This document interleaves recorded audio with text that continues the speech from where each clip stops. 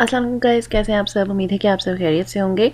आज हम अपना एक्सेल का लेक्चर स्टार्ट करने लगे हैं और एमएस एक्सेल को जब आप ओपन करती हैं तो आपके पास कुछ इस तरह से व्यू आता है। आप यहाँ से कुछ हमारे पास बने हुए टेम्पलेट्स हैं के सैम्पल्स हैं, वो आप चेक कर सकते हैं यहाँ पर ये सब। और अभी क्योंकि हम लोग बिल्कुल स्टार्ट से काम कर रहे हैं तो हम ये यूज़ करेंगे ब्लैंक वर्कशीट। ये याद रखिएगा कि जिस तरह से हम लोग एमएस वर्ड में काम करते थे तो हमारे पास पेजेस आते थे, तो यहाँ पर हमारे पास पूरी एक वर्कबुक आती है जिसके अंदर हम लोग शीट्स बनाते हैं, शीट 1, शीट 2, शीट 3, लाइक जैसे पेजेस होते हैं, ठीक है। हम उस तरह से बनाते हैं और इसकी कोई लिमिट्स नहीं है, आप जितनी चाहे मर्जी बना सकते हैं। और अगर आप यहाँ पर देखें, यहाँ पे बुक 2 लिखा हुआ है। जिस तरह से एमएस वर्ड में हम लोग काम करते थे तो वहाँ पर हमारे पास डॉक्यूमेंट लिखा हुआ आता था और उस तरह हम पेजेस ले आते थे। और भी इसी तरह से यहाँ पर हम शीट्स लेकर आ सकते हैं।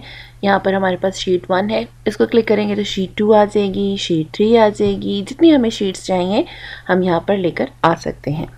अच्छा, अभी हम चलते हैं अपनी शीट 1 के ऊपर। और अभी क्योंकि आज हमारा फर्स्ट लेक्चर है तो थोड़ा बहुत आप लोगों को इसका जो है वो इंटरफेस थोड़ा सा समझा दूंगी और थोड़ा सा बस इसके साथ। अच्छा, यहाँ पर जो अगर आप फर्स्ट में देखें, यहाँ पर सबसे टॉप में हमारे पास डॉक्यूमेंट का नाम लिखा हुआ आ रहा होता है और सॉफ्टवेयर का नाम लिखा हुआ आ रहा होता है। यहाँ पे डॉक्यूमेंट, जैसे एमएस वर्ड में हमारे पास डॉक्यूमेंट लिखा हुआ आता है और यहाँ पे हमारे पास लिखा हुआ है बुक 2। और आगे वो जो सॉफ्टवेयर जो हम यूज़ कर रहे होते हैं उसका नाम लिखा हुआ है आ रहा होता है। उसके बाद हमारे पास इस तरह से टैब्स आ गए हैं जिस तरह से एमएस वर्ड में आते थे, और हर टैब का अपना एक रिबन है। जिस तरह से अगर मैं इंसर्ट के रिबन पे टैब पे क्लिक करूँ तो यहाँ पे उसका इंसर्ट का रिबन आ जाएगा, पेज लेआउट का, जैसे सेम एमएस वर्ड का हम लोग यूज़ करते थे। और यहाँ पर हर एक रिलेटेड चीज़ को उन्होंने ग्रुपिंग के में डिवाइड कर दिया गया है। जिस तरह से ये लाइन्स आपको शो कर रही हैं ग्रुप्स में। क्लिपबोर्ड, फ़ॉन्ट से रिलेटेड जितना भी काम होगा वो हमें फ़ॉन्ट के ग्रुप में मिल जाएगा। अलाइनमेंट से रिलेटेड जितनी भी हमारे पास चीज़ें हैं वो हमें अलाइनमेंट में मिल जाएंगी, अलाइनमेंट के ग्रुप में मिल जाएंगी। नंबर्स के साथ जितनी भी होती हैं, डेसिमल्स, इंक्रीज डेसिमल करना, डिक्रीज़ करना, परसेंटेज या डिफरेंट साइंस वगैरह यूज़ करना, तो वो हमें नंबर्स में मिल जाएंगी। इसी तरह ये हर एक ग्रुप को उन्होंने डिवाइड किया हुआ है।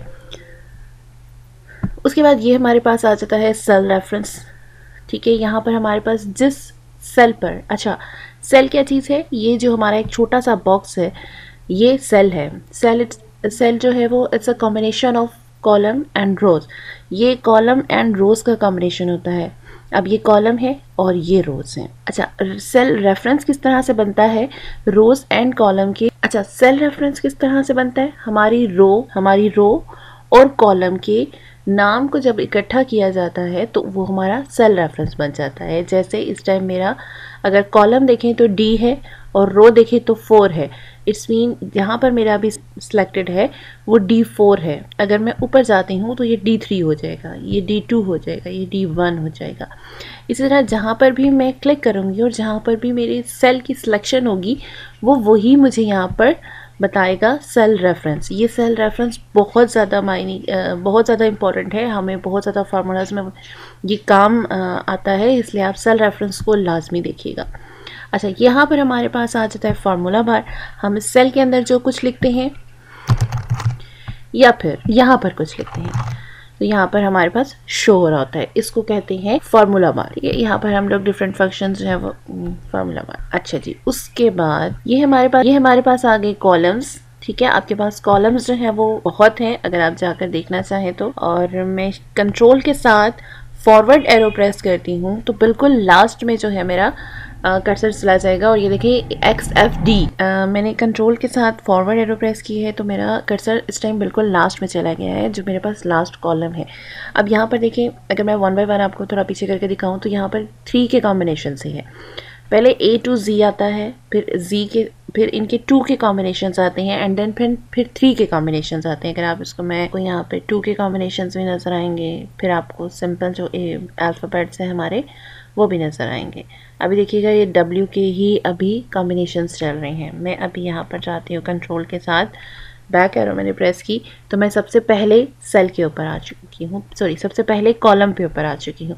और अगर आप यहाँ पर टोटल देखें, जो total number of columns and rows हैं एक शीट के अंदर, तो वो हमारे पास है, अगर रोज़ की बात करें तो रोज़ हैं हमारे पास 10,48,576। और अगर हम कॉलम्स की बात करें तो वो है 16,384। तो आप सोच सकते हैं कि हम इसमें कितना ह्यूज डाटा जो है वो इसमें हम डाल सकते हैं। तो अच्छा, यहाँ से अगर मैं इसमें आप देख सकते हैं कि हम एक बहुत ह्यूज डाटा जो है वो हम इसमें अपना कलेक्ट कर सकते हैं, अपना डाटा जो है वो इसमें डाल सकते हैं। ओके, इसी तरह से अब यहाँ पर रोज़ की बात कर लेते हैं। ये हमारे पास रोज़ हैं, ठीक है, 1 2 3 4 ये हमारे पास रोज़ हैं। रोज़ जो है हमें शो कर रही हैं न्यूमेरिकली नंबर से, और जो कॉलम्स हैं वो शो कर रही हैं हमें अल्फ़ाबेट से। और ये याद रखिएगा जो MS एक्सेल है उसमें कॉलम्स एंड रोज़ की तादाद डिफरेंट है। अगर आप 2007 में देखेंगे तो उसमें डिफरेंट होगी, आप 13 में देखेंगे तो उसमें डिफरेंट होगी, आप उसको 2016 में देखेंगे तो उसकी डेफिनेटली डिफरेंट होगी। अच्छा, यहाँ पर अब हम थोड़ा सा कुछ काम कर लेते हैं। शीट्स को मैंने आपको इंसर्ट करना बता दिया है। शीट पर डिलीट कैसे करते हैं, हम इसको राइट क्लिक करते हैं तो यहाँ से हम इसको शीट को डिलीट कर सकते हैं यहाँ पर। और हम यहाँ से एक और काम भी कर सकते हैं। मैं शीट को अगर हाइड करना चाह रही हूँ, जैसे शीट 3 है, मैं इसको हाइड करना चाह रही हूँ, मैं यहाँ पर एक क्लिक भी देती हूँ, इट्स अ शीट 3, और ये हमारे पास थी शीट 1। तो मैं चाह रही हूँ कि शीट, मेरा कुछ कॉन्फिडेंशियल वर्क है, तो मैं चाह रही हूँ कि शीट 3 जो है वो ना नज़र आए। तो मैं जस्ट इसको जाके यहाँ पर हाइड कर दूँगी। तो मेरे पास इस टाइम वो शीट मौजूद है, डिलीट नहीं हुई, लेकिन वो हाइड हो गई है, शो नहीं हो रही। और अगर मुझे शो करनी है, उसको देखना है, उस पर काम करना है, तो जस्ट मैं किसी भी शीट के ऊपर क्लिक करूँगी और यहाँ पर मेरे पास अनहाइड का ऑप्शन आ जाएगा। मैंने इस पर क्लिक करना है और यहाँ पर वो मुझसे पूछेगा कि आपने कौन सी शीट जो है वो अनहाइड करनी है। मे भी हो सकता है मैंने एक से ज़्यादा शीट्स को हाइड किया हो। मैं यहाँ से उसको क्लिक करूँगी कि शीट 3 को मैंने अनहाइड करना है, ओके करेंगे और यहाँ से वो शीट 3 मेरे पास ये देखिए आ गई। अच्छा, उसके बाद हम क्या कर सकते हैं, हम लोग शीट्स के साथ हम शीट्स के कलर चेंज कर सकते हैं। जैसे मैं इस शीट का कलर जो है वो रेड रखना चाह रही हूँ। अभी ये देखिएगा आपको लाइट कलर शो हो रहा है, क्यों? क्योंकि अभी ये शीट मेरे पास एक्टिव है। और अगर जैसे ही मैं शीट 3 के ऊपर क्लिक करती हूँ तो वो देखिए वो सही रेड कलर में आ गया। और शीट का कलर मैं यहाँ से चेंज करना, शीट 3 का कलर भी अगर मैं चेंज करना चाह रही हूँ तो यहाँ पे देखिए मैं शीट 3 का कलर भी चेंज कर रही हूँ। और जैसे मैं दूसरी शीट के ऊपर शिफ्ट करूँगी तो जो शीट एक्टिव होगी उसका कलर ऑटोमेटिकली लाइट आपको शो हो रहा होगा। अच्छा, उसके बाद हम यहाँ पे देख लेते हैं जी, रीनेम कर सकते हैं हम इसको। मैंने इसको क्लिक किया और जैसे मेरी किसी स्टूडेंट्स का डाटा हमने डालना है, एम्प्लॉयज़ का डाटा डालना है, सैलरीज़ का डाटा डालना है, या जो भी आप डाटा डालना चाह रहे हैं, अपने आइटम्स का डाटा बनाना है या जिसका भी।